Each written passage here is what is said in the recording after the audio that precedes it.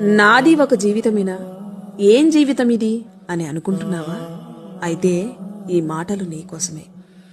నీకు కష్టమనిపించే నీ ఉద్యోగం ఒక నిరుద్యోగికి జీవితకాల స్వప్నం.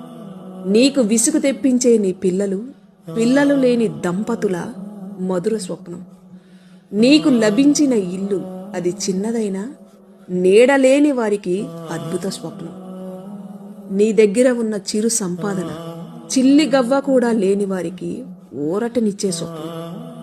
ఆరోగ్యవంతమైన నీ జీవితం రోగికి అమృతతుల్యమైన స్వప్నం.